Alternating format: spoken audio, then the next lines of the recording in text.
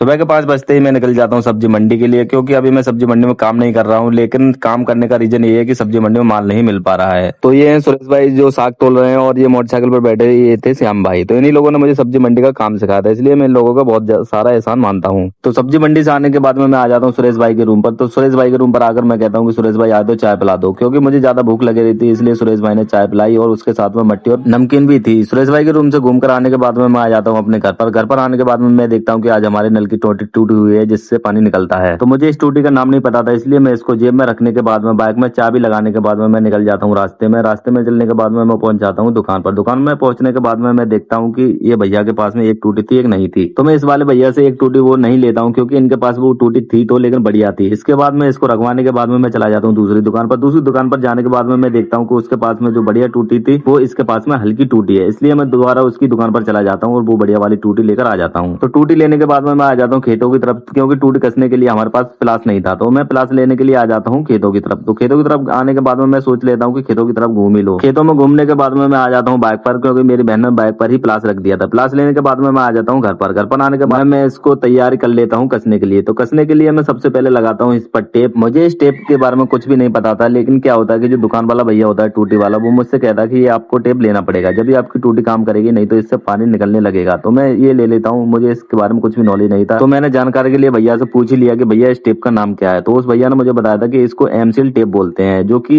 टूटी में लगाई जाती है और इसके लगाने से पानी रिसता नहीं है। घर आने के बाद में मैं सारी बहादुरी इसी टंकी पर लगाने लग गया, क्योंकि मुझे और भी काम नहीं था, इसलिए मस्ती मस्ती में काम करने लगा। धीरे धीरे काम करने के साथ साथ में इसके साथ में मजे भी ले रहा था कि किस तरीके से ये टेप लगती है। तो टेप लगाने के बाद में इस टोटी को आ जाता है कसने का नंबर। तो कसने के लिए मैं इसका प्लास का उपयोग नहीं करता हूँ, मैं हाथ से ही करने लग जाता हूँ, क्योंकि जब तक ये चूड़ी ढीली थी मैं प्लास से नहीं कर रहा था। जब शुरुआत में मैं इसको कस रहा था तो मुझे बहुत मजा आ रहा था, क्योंकि ये बहुत ढीली थी। लेकिन जब इस पर लोड लगने लग गया तो मुझे मेरी हालत खराब कर दी इसने। जब टूटी ज्यादा टाइट हो गई तो मैं इसको तौलिया से कसने लग गया, क्योंकि इसमें प्लास से कसने की कोई भी जगह नहीं थी। जो खांचे होते हैं प्लास से कसने के लिए, उससे वो खांचे इसमें नहीं थे। फिर क्या था, मैं लग गया इसको बहादुरी दिखाने के लिए। तो बहादुरी दिखाने के साथ साथ इसको मैंने पूरा अच्छी तरह से कस लिया, और कसने के बाद में मैं इसको जो नली है वो लगाने लग गया। नली को अच्छी तरह से फिट करने के बाद में इसको कसना होता है। तो इसमें कसने के लिए एक टूल सा था, तो टूल की मदद से मैं इसको अच्छी तरह से कस लेता हूँ। कसने के बाद में आ जाता है फिर जनरेटर चलाने का नंबर। फिर मैं आ जाता हूँ जनरेटर चलाने के लिए। तो मैं अपने बेटे को फोन देता हूँ कि बेटे आज तुम वीडियो बनाओ, और मैं इसको वीडियो भी बनाना सिखा रहा था। तो हल्के हल्के मैं इनको भी, अपने बच्चों को भी ब्लॉग में लेकर आऊंगा। तो इसलिए मैं अपने लड़के और लड़का दोनों की ट्रेनिंग हल्के हल्के कर रहा हूँ कि बच्चों